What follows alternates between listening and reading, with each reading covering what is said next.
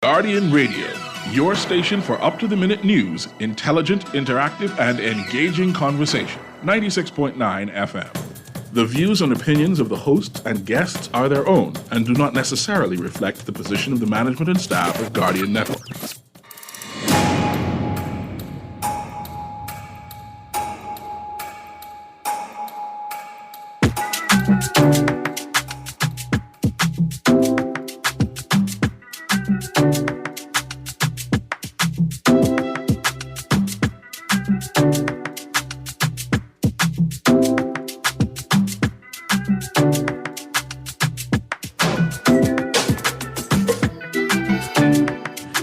Good yawning this morning, and welcome back to Guardian Radio 96.9 FM, your station for fresh news, smart talk all day.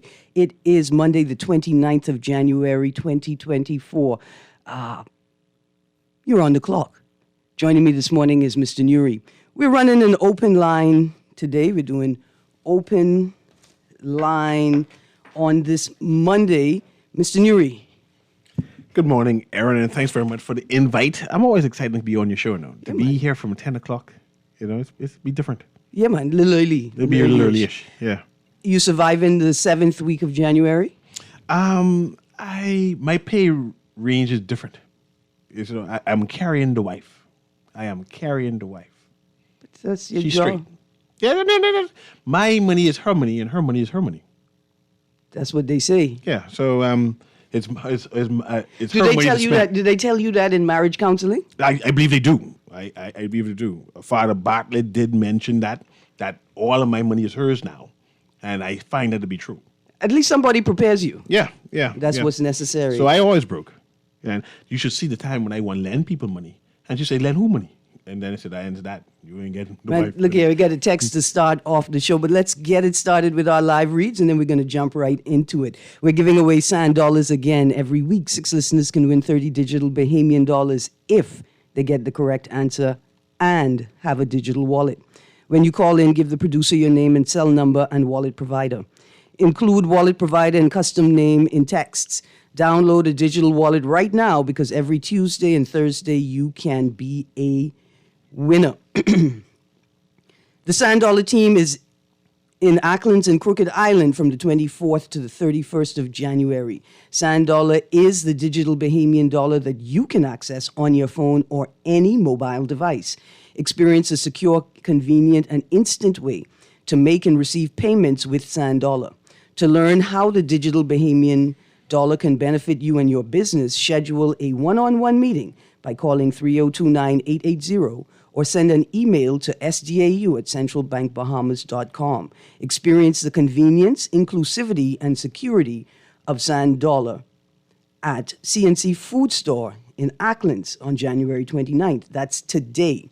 Follow Sand Dollar on social media and visit www.sanddollar.bs for additional details. If you missed the 26th of January meeting in Crooked Island, reach out to people who would have experienced the Sand Dollar and ask them what it was like. Take advantage of an additional payment method available to you in the Bahamas.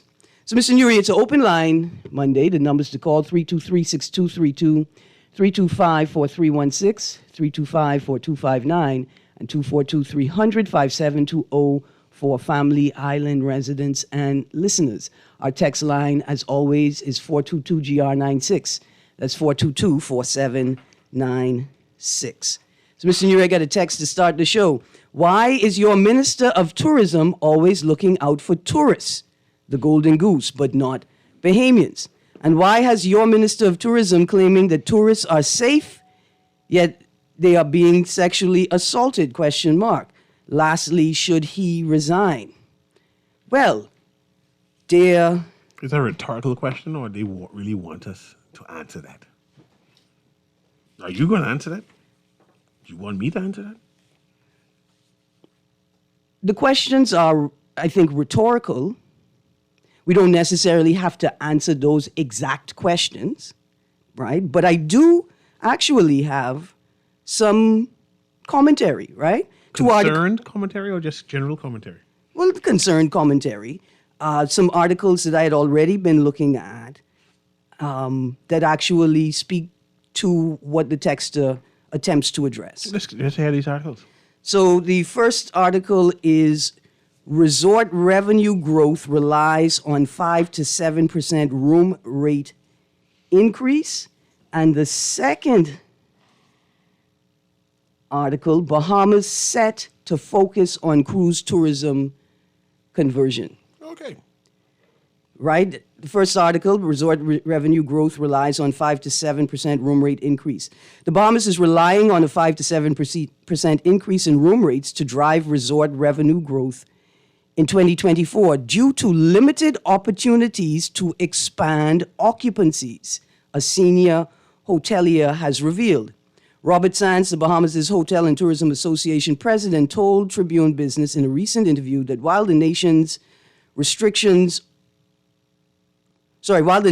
largest industry was set to continue its expansion, it will be at a slower rate than last year due to continued restrictions on room inventory.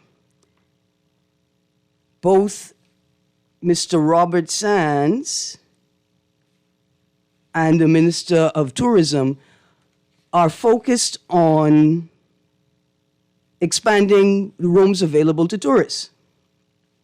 In fact, in the article, Bahamas set to focus on cruise tourism conversion. Mr. Cooper added that the government is launching a guest hosting initiative to increase the number of available rooms and get more Bahamians involved in the vacation rental industry. What? He said, quote, sustaining the level of growth that we saw in 2023 is really going to be the challenge for 2024. We are limited by our capacity, and therefore we are launching several initiatives, including the Host a Guest initiative, where we are encouraging the vacation rental business. Quote, we're calling for Bahamians really to open their homes and get more deeply involved in the tourism business to benefit as a result of the arrivals, to create wealth and at the same time help us expand and grow stopover visitors, close quotes. This way I comment now? I mean, yeah. Caller, give it a second. We coming to you right now. Caller. I'm concerned. Some weeks ago, we had a discussion on whose tourism is this anyway, right? And whether we are jeopardizing Bahamian for the sake of tourism or the tourists, right? I have this juxtaposed that at this present time, we're in a housing crisis. Yeah. We do not have enough houses for Bahamians to live in. Therefore, we live in cars. Therefore, we live on the street. Therefore, we are begging on bed lines. Of course, Abaco is a whole different kettle of fish altogether. We don't have enough houses for Bahamians. I said earlier that what they're doing in Ministry of Housing is not addressing the housing shortage. And this housing thing, it's not working. But I see we have the call, and I want to go there. And we can get back to that. What is happening with tourism is an affliction to Bahamian and to Bahamians, and we need to be concerned. I think so. I need to hash that out. Yeah, we're going to get back to it. Good morning, caller. You are on the clock. I can always, along with you and your guest, Erin. Good morning, Bremen. Pardon me. Good morning. How are you? I'm holding. We need justice, law, and order in this country, the Bahamas. Yes, sir. Now, when it comes to housing, right, I want to make 2 points.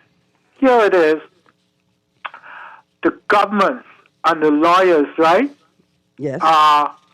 When people try to get their property straight in order to put a house on their property, because you're black or you're poor, people, even though you have property, people in government, some lawyers still think that you should not have it, right?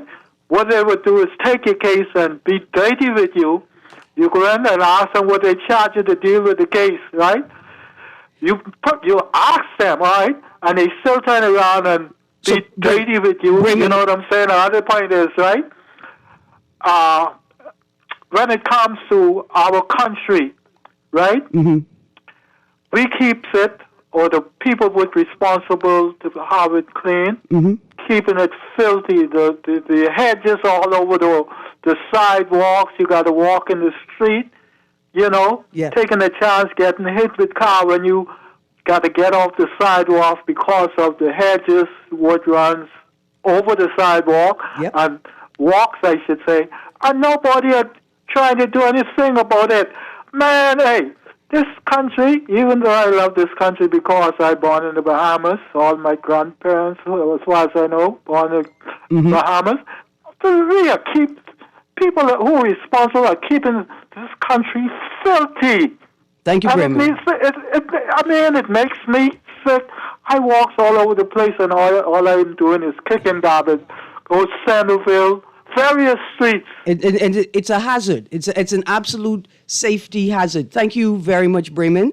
2 points I'm going to address when we're done with our second caller, the one on the real estate issue and the one on landscaping and who is responsible for keeping public areas not just clean and maintained, but safe, but absolutely safe. Let's go to the next caller. Good morning, caller. Good morning, Erin. Good morning, Yuri. Good morning. How you doing? I'm doing well on this happy Monday the 29th. Better. I'm enjoying it. Good stuff. Thank God. And, tell me something. You be on Zoom, eh? Zoom? Yeah, sometimes. Oh, because you get clear. Why you trying to bring it up? Because it's clear like he's in the studio. It's today clear like he's in the studio, eh? No, but no, normally it's normally clear. Okay, but today it isn't. We can work I on would that. try to adjust the... No, it's clear. Okay, good stuff. Yeah, he's coming in like a stereo. That's Pumpkin Eater, let me ask you a quick question. you get it my point, or you want me? Oh, go on then. Go on. Sorry. No, answer your question. No, you go on. Oh, you don't like ladies' voice. Okay. 2 quick points. It can be long. I welcome the Abaco port. I understand they're working on turning it into a cruise port. Well, I had seen an article about the bidding like they were still in the bidding process, but I didn't realize that they were talking about a cruise port. Yeah, that's gonna be wonderful. Why? Oh, pause for a second. Why do you think a cruise port in Abaco is going to be wonderful? Bahamas is going to be number one in cruise. I mean, the Bahamas. First of all, but I know let me. I want to respond to what you said. The Bahamas is going to be number one in cruise. It's number one. Is number one in cruise. First of all, the Bahamas. Why is the Bahamas number one in cruise? Yeah, that's another show, man. No, man. Quick, you brought this point up. Why is it number one in cruise? Yeah, because I brought it out after me getting entertainment. I might be stupid. But anyway, you don't have to say that twice, Pumpkin Eater. No, let me ask you a question. Your question again? Sorry, repeat that. The question was, why are we number one in cruise? From your perspective. We're number one in cruise because we do a good job in marketing. Not only number one, we do a good job in marketing, not only from the Ray Davis government, from the other government, Christie's government mostly. Okay. That really market the cruise industry. I just wanted to know, what were the grounds that you used to make that determination? For me, right, what I wanted to respond with is, yes, we've always been number one in cruise, in quotation marks, but what you said suggested to me that we're number one in a cruise industry. Let's use Grandmama. Let's use Grandmama, for example. Grandmama was in the desert for a pretty long time. Right. The Carnival cruise that is going there is going to take Grand Bahama out of the desert. Okay. And for people, along with other investments along the way, will bring Grand Bahama back to the glory days. See, I know Grand Bahama in the glory days. I think I'm about 10 years older than you. I know the glory days of Grand Bahama. And Grand Bahama was in the desert for a very long time. And so you think this new Celebration Key is going to be the Carnival cruise, and it's not only that, but the MI. There's another one. There's two cruise. Okay, so pause for a second. Go ahead. Here's an article: Carnival's cruise port being built on Grand Bahama to be called Celebration Key. This is in the Nassau Guardian from the 29th of August of last year. Carnival Cruise Line announced yesterday that its new cruise port being built on Grand Bahama will be called Celebration Key, according to a statement from the company. The cruise line trademarked the name. Carnival said it plans to release further details soon, as well as beginning to sell the first itineraries on at least 10 ships.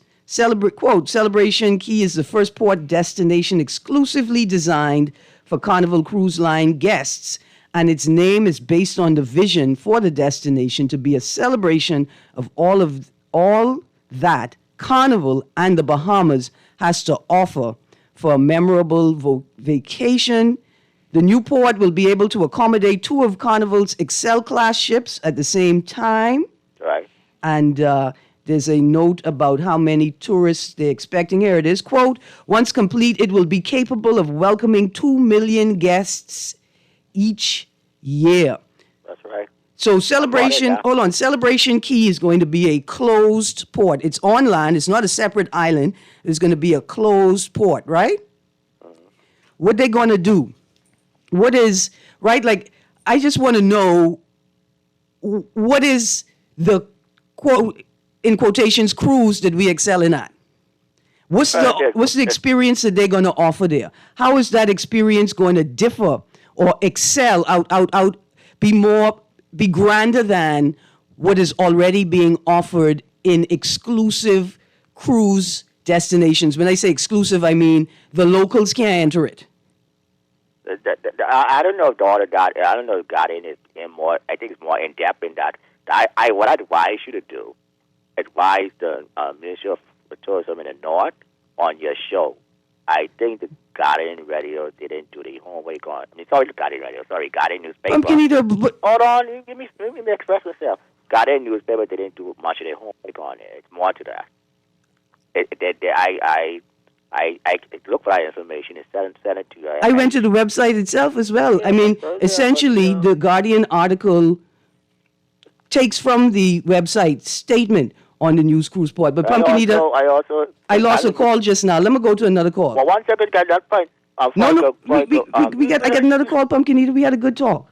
Well, we didn't get to my main point. That's why I didn't want it. That's why I didn't want it. But call back. Give another caller a chance, please. All right. Thank you.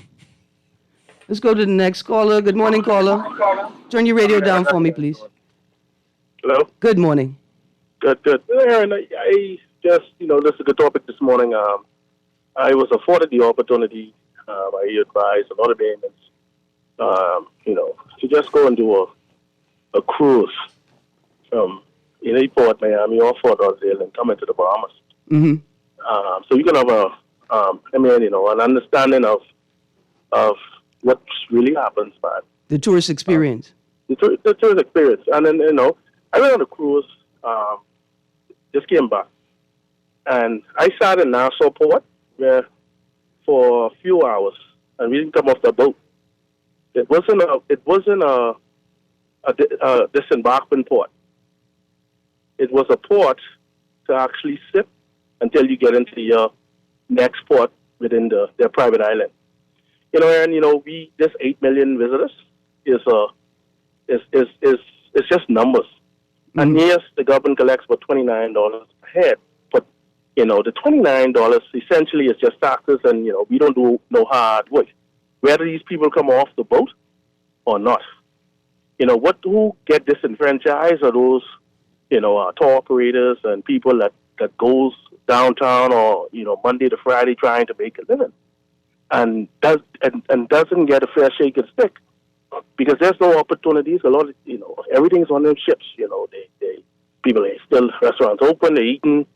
The casinos are closed and stuff like that. Yes. But these people go to their ports, and on those ports, which was really sad, was it had to been 10-1 Bahamians working on those private keys. So one Bahamian to every 10 employees of the ship? They are not, and I've seen this for myself. They're not doing jobs that, security lifeguards, just bathroom attendants, you're foreign serving, man. For serving, and, and I guess it's kind of difficult for these cruise ships to operate in ports where they have to get staff payments. Probably, we say, hey, we don't want to stay overnight on the quay, but it's alarming to see what a lot of these cruise ship gets away with. For instance, I wanted to address the situation with the lighthouse. The lighthouse with the guy, Scottish there, Mr. Smith. Yeah, and it was, I was on one of the keys in the Bahamas and to see a lighthouse there, nicely painted, and they have zip lining and everything from the lighthouse. And it was like a Bahamian has an opportunity, brought this idea of operating, a getaway experience on the island of New Providence, and to see, these mega businesses, come to this country, and it's the red carpet is laid out, and they're allowed to operate, and within, basically, with no regard of the laws. Let me ask you a question just quickly before I go to the next caller. Is it a matter of reinforcing policy and legislation to tighten to the scope, right? Like the discretion they could use in terms of their interpretation of the provisions? Or is it that the state is not enforcing the law and the policies? We're not consistent in the way we do things, man. I think, Okay. we get caught up in revenue and bringing in revenue all the time, and we don't understand the importance of sustainable tourism. Right. A lot of these, I listened to Mr. Sands spoke about Bahamians have to open homes. Wait, this is 2024. What are you talking about? We have so many different islands. Turks and Caicos is flourishing. So many different islands outside of New Providence. No hotels are coming here because it's the place is expensive. Mm-hmm. That's why a cruise ship could come here, because they come here, dock. They don't be here overnight. They could go. But we get 8 million visitors. The Dominican Republic had the same amount of visitors, and their numbers are in reverse. They have 6 to 7 million visitors flying in. I got you. And we have 2 million flying in. Well, in this article, thank you very much, caller. I thank you very much for your contributions. In this article, Bahamas set to focus on cruise tourism conversion.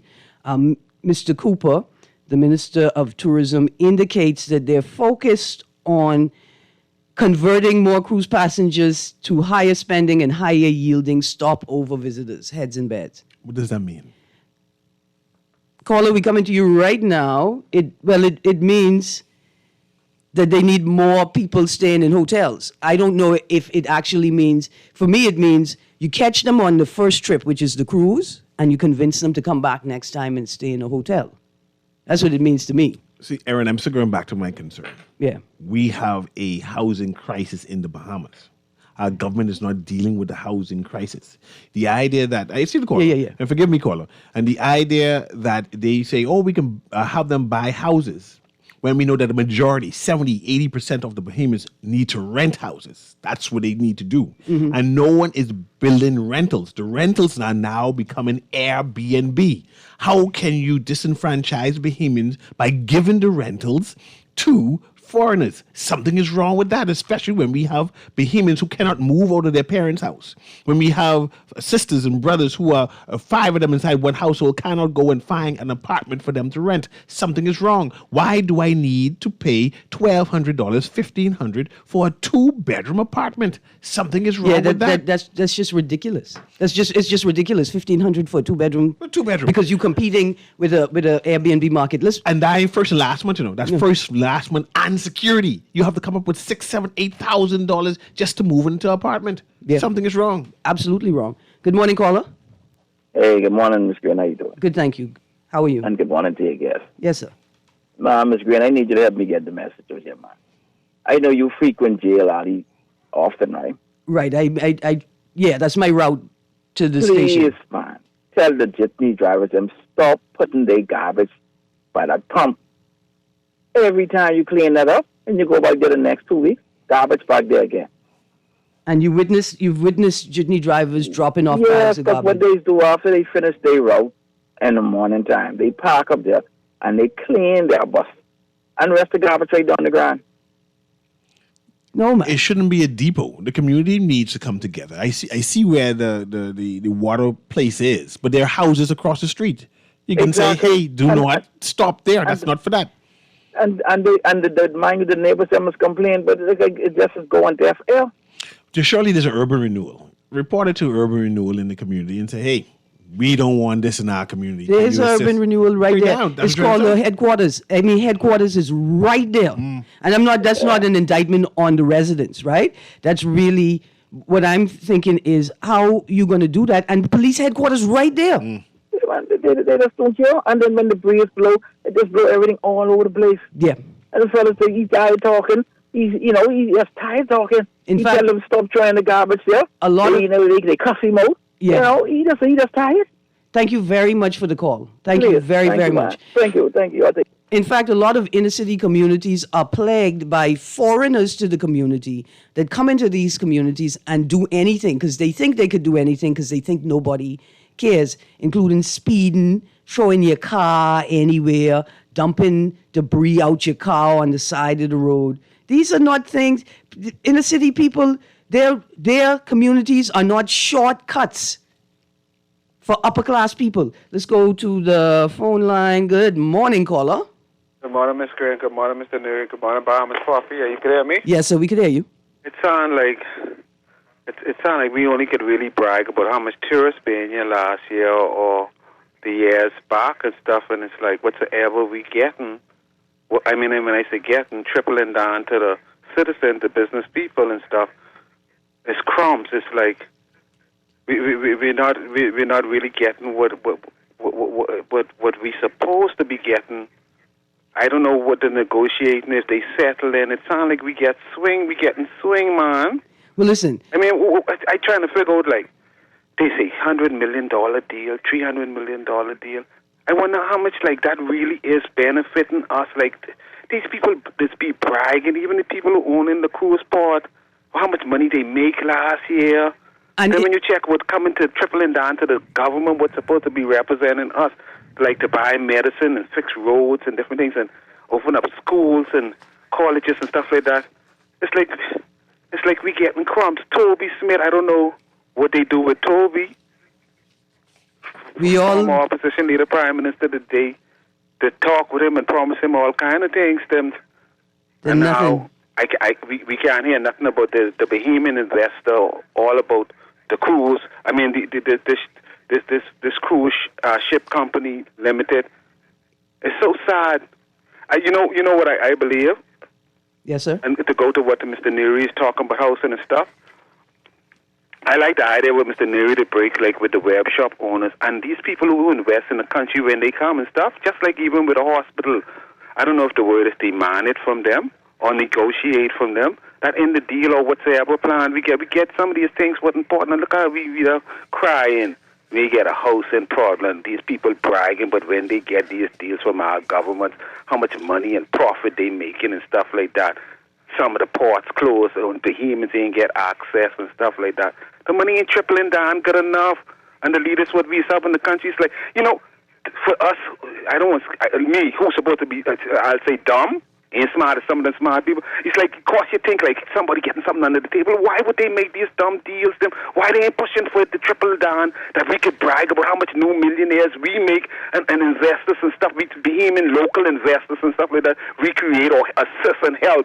We get these for it makes me feel like, man, they can't be that nice to these foreigners, nicer than they is to us. It's something they must be getting back. That's what you think them kind of thing. Then the last thing I want to say is that these cruise ships, because of the location we live in, hurricanes and different things and stuff, even with the pandemic the other day, let's say a serious hurricane come, I think we need to try own 110 of them, to help if something bad happen here in the bottom, that we could have one of them all over the different islands and assist people them. And then we need to get into the shipping business, the cruise ship business, man, that we can make some profit, let some Bahamians them, fund them and push them with the banks and all that and let them own some of these. Thank you, Papa. For the good way.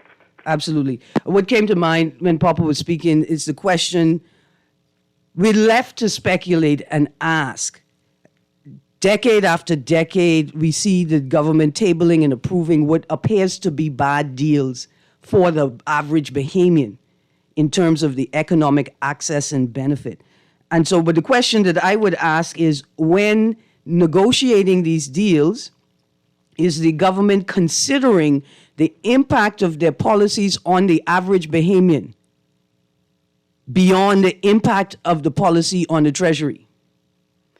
I want to read from this article. Resort revenue growth relies on 5 to 7% room rate increases. Quote, this is Mr. Cooper. Promising to increase entrepreneurial linkages to the tourism sector, Mr. Cooper added, quote, we are in the hospitality business, and therefore, as a result of this business, everyone is in the tourism business.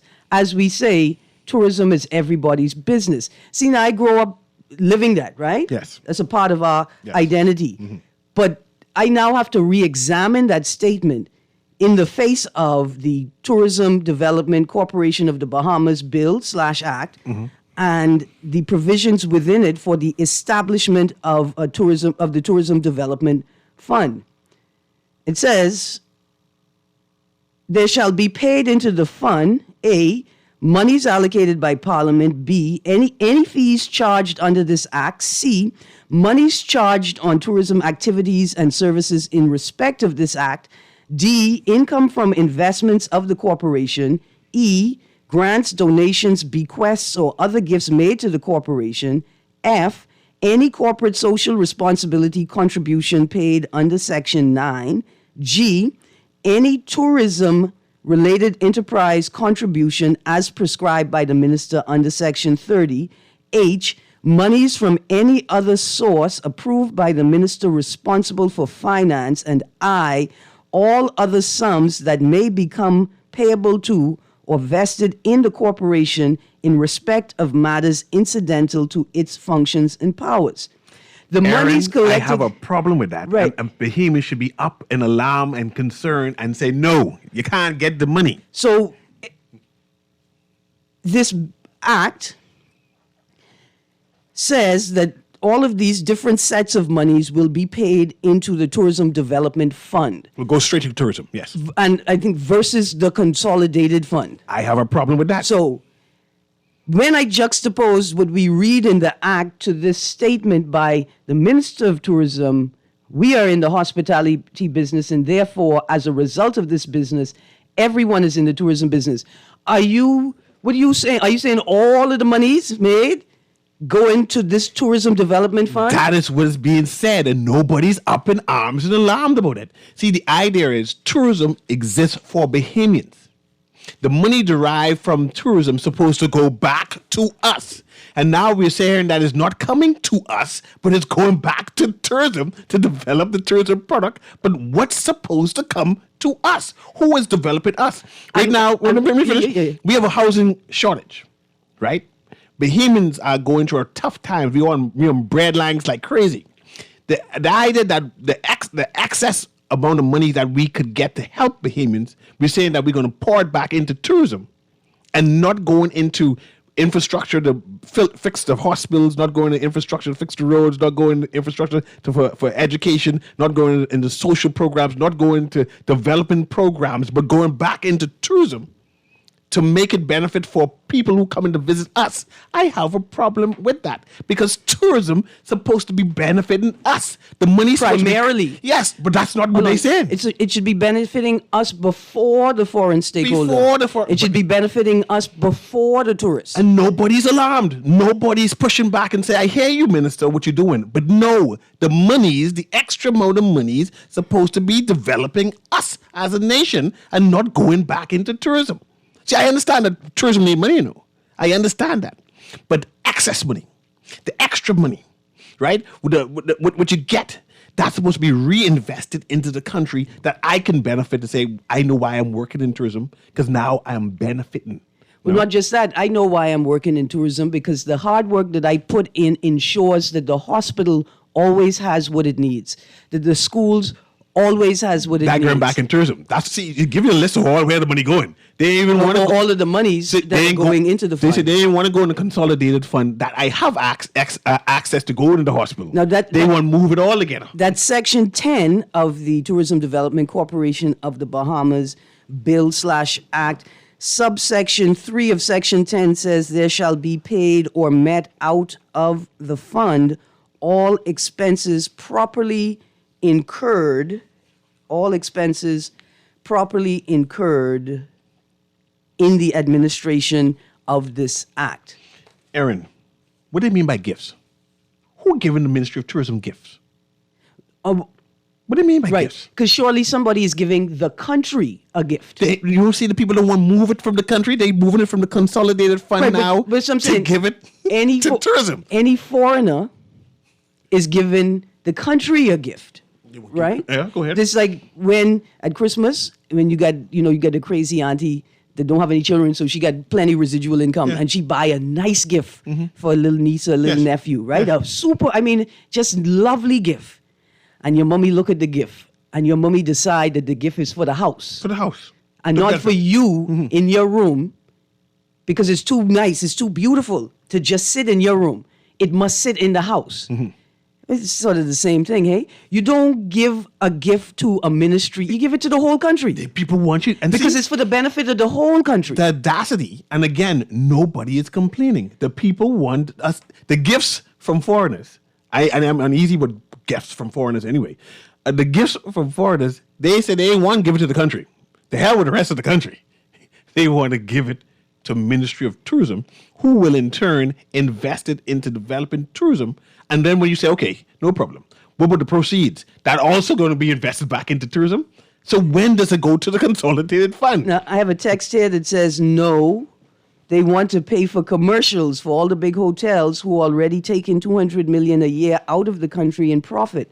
Unthinkable. They want to take care of the investor again. Mr. Nuri, are we still advertising for mega resorts? Yes, we help them out. We help all that's part of the heads of agreement type of thing, man. We help them out, yes. They need our help? Well, I thought we needed their help. It's part of Ministry of Tourism to invest and promote the country, and the hotels are in the country, so we promote the country by promoting the hotels. They pay for advertisement. A text here says, we need more rental apartments unfurnished. Everyone is putting furniture in the apartment to get much more money. But not just that. You fail to understand that the Deputy Prime Minister, Minister of Tourism now saying we need more more rooms for tourists. We ain't worrying about you with unfurnished housing. Now all them houses, all those apartments going to be taken away and it's going to be given an option to tourists. You should be concerned, especially those people who are having a hard time finding apartments now. For people who are renting, for people who are for domestic inventory, we need legislation. Because I appreciate what you're saying, people putting furniture in and then the price of the unit jumps up higher, right? Some people are prepared to live a less comfortable life so they could have a roof over their head and a door to lock, right? I don't need a 4-poster bed, right? I don't need a formal dining room table. I don't need a couch. I just need to be able to secure some place for my kids to be. But what we really need is legislation, right, with rent control, and you legislate that there are basics: a bed, a fridge, a stove, a fan. These are basics. And no extra price should be put on to the rental costs because you include these things. We should look at models in the States where carpets are to be changed at a regular point in time, not at the cost of the tenant unless they significantly damage the carpet, right? We need legislation to regulate the rental market. And I would say include in that a majority portion of rental units need to be earmarked for Bahamians only, for working residents, Bahamians and working residents only. Erin, we have a demographic, rich people, Bahamians, who have spare money. I can call them the number boys for now. Who, instead of investing in trying to make sure that Bahamians have a place for them to live, are now also getting into the hotel business, despite knowing that there's a housing shortage. Now, I'm not telling them how to spend their money, no. But if we are going through a housing crisis, if they are nationalists and understanding that Bahamians need the most basic necessities, how can you say, man, I opted not to help Bahamians at all, but I'm going to give access to housing for foreigners? Now, picture regattas. Imagine all of Harbour Island, all of where's Bimini, Zuma, all of the apartments there where you can go and Bahamians could go and rent, all turn Airbnb. right? No access to these rental units no more. They're now going, instead for $150 a night, they're now going to $300-400 because they have a tourist demand. See, something is wrong. We being outpriced inside the Bahamas. You know, it reminds me of what's happening in Bermuda now, where the people, 70% of the population say, man, they're getting ready to move. Because they can't afford it. They can't afford to live in Bermuda no more. They're getting ready to move. It's going to happen to us when we getting outpriced, that we cannot survive for the most basic of things. Here's another text before we go to the break. Producer it says, good day. I did not think about this. Truth be told, you were telling the truth.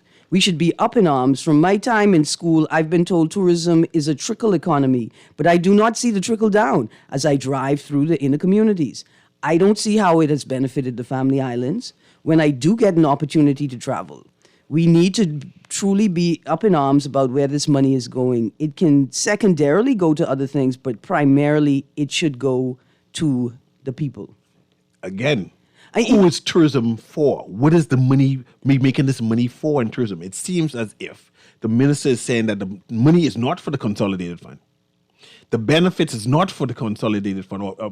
I can substitute the word consolidated fund for Bahamians. It's not for Bahamians, but to be reinvested into tourism. So by saying, when will we get our share from the tourism pie? Right. This golden goose the thing is that's not our business, yes. that we're required to wear on our sleeve. Yes, to make the sacrifices for. So we are making the sacrifices for, but we're not getting the benefits of it. And people, and at this point, people are not asking for a personal benefit. Right? They're not saying, I expect to see money in my pocket. What they're saying is, I expect to see things being fixed, national development, being maintained, national development, and working. Right? But I want you to also to read the list of where again, forgive me, or what all money that the minister don't want to go in the consolidated fund, but back to tourism. But let's take this break, producer. Let's take this break, and when we get back from the break, I'm going to reiterate that provision from the Tourism Development Corporation of the Bahamas Bill 2023, and I have it here still as a bill because I can't find the act online. I wonder what if the onus is on the citizen to inform themselves. How are we going to inform ourselves if we don't have a functioning system and protocol for dissemination of state information? Let's go to a break, producer. When we get back from the break, we're going to go back through Section 10 of the Tourism Development Corporation of the Bahamas Bill, and then we're going to finish off these texts.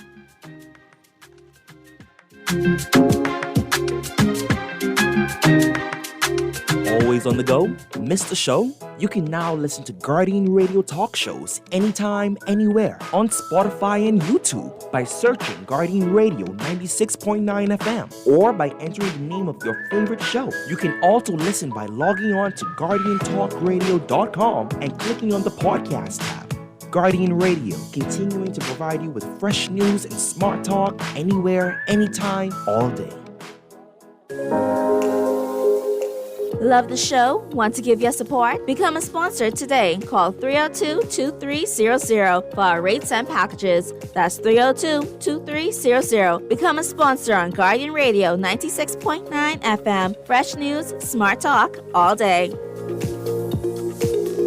This is Guardian Radio 96.9 FM. Fresh news, smart talk, all day.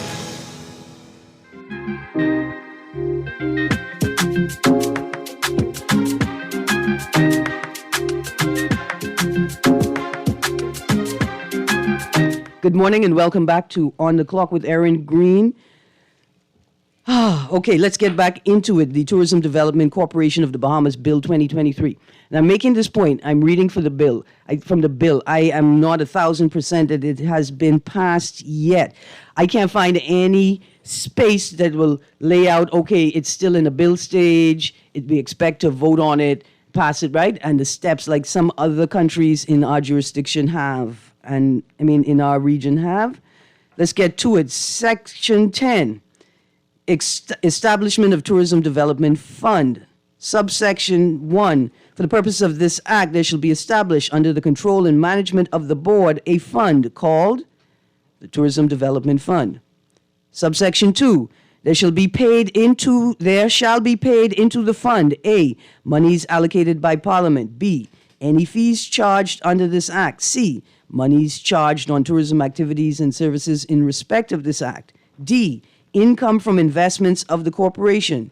E, grants, donations, bequests, or other gifts made to the corporation. F, any corporate social responsibility contribution paid under Section 9. G, any tourism-related enterprise contribution as prescribed by the minister under Section 30. H, monies from any other source approved by the minister responsible for finance. And I, all other sums that may become payable to or vested in the corporation in respect of matters incidental to its function and powers. Subsection 3 of Section 10. There shall be paid or met out of the fund all expenses properly incurred in the administration of this act. Now, in perusing the bill, right, I cannot remember in this moment if there were provisions that spoke specifically to reporting of the receiving of any monies, but in particular subsection E, grants, donations, bequests, and other gifts made to the corporation, right? I just want to know, why does the corporation need to have grants and gifts?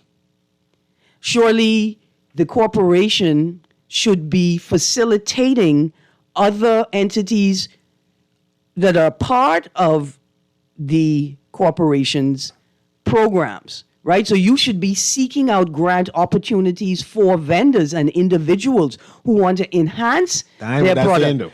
That ain't what that's saying. And so I got to go back into, I got to see the act, because just because I'm reading the bill, it doesn't mean that all of these things were included in the actual act that is passed or in any newer versions of the bill. So what does it mean when it said extra monies that the Minister of Finance can find source to give back to the Ministry of Tourism, or whatever this thing is? So you mean subsection H, monies from any other source approved by the minister responsible for finance? Yes, that. What does that mean? I have no idea. Because I know our government budget, this is Ministry of Tourism money. They get the lion's share of the budgeted money. Right. And now they're saying that the Minister of Tourism can go and source new money other than what he budgeted to them to give to this corporation? Right. Does it mean that the Minister of Finance can decree that all fees derived from immigration, specifically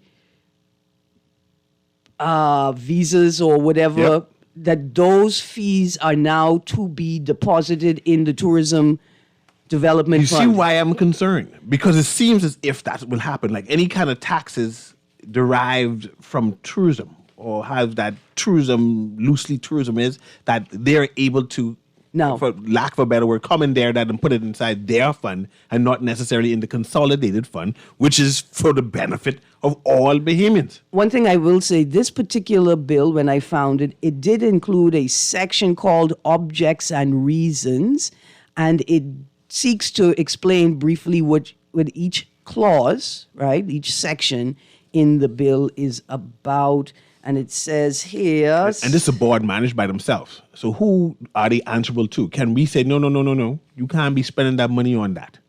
They are, I think they are answerable to the minister. It's the same thing, eh? He part of the Fine. board.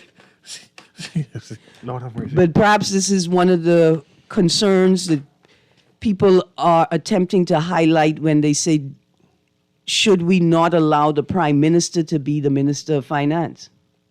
Because you cannot enforce checks. Because if the minister of finance has to be approved by the prime minister, so you're saying he has to approve himself? And is that why you created this Office of Economic Affairs? So that you could create a mechanism that allows the prime minister to approve his own I just saying decisions. that with being the Minister of Investment and being the Minister of Tourism, Yes. having an agenda. Anyway, let's go to the caller.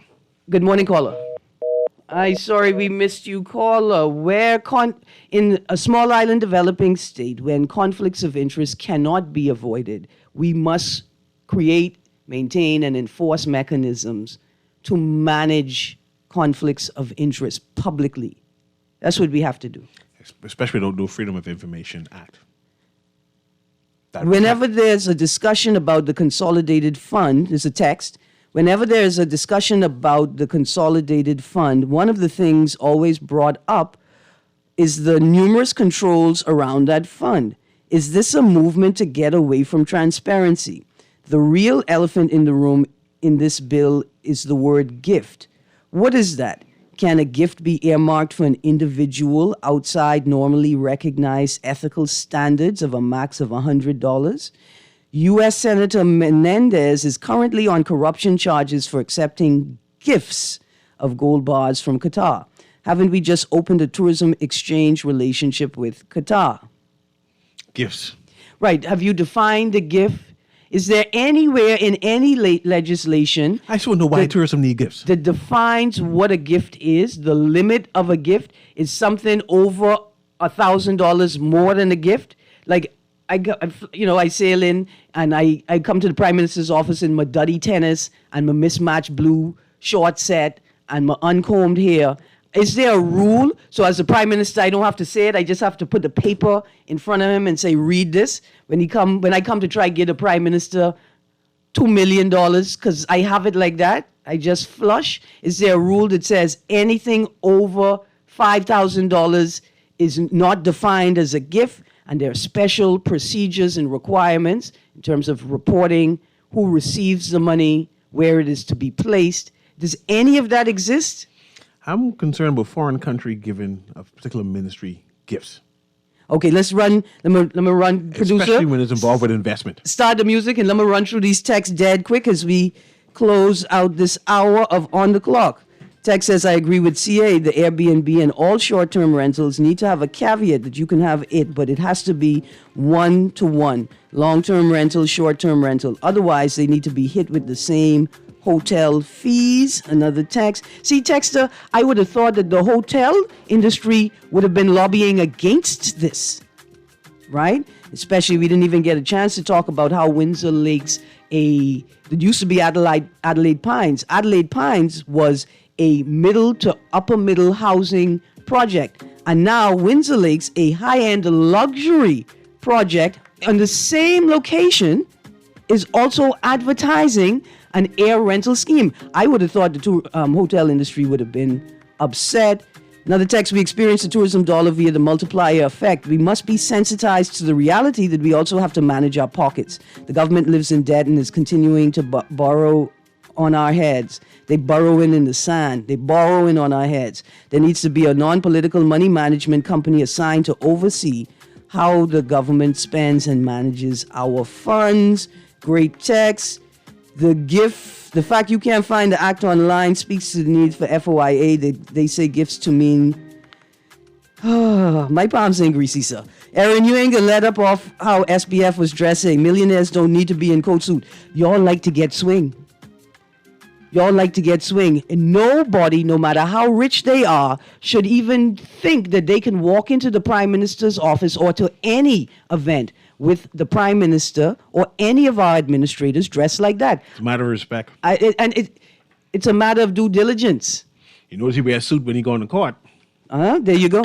Yeah, hog know where to rub their skin. There you go. No, I'm not going to let up off a texter, but thank you very much for that reminder. You guys have a great, great day. Remember, it's still a little bit of cool. There's a blanket drive going on. Go online, search your blanket drive Bahamas, see if you got any blankets to share, any love to spare. You guys have a great day. Guardian Radio AM with CA Nuri is up next.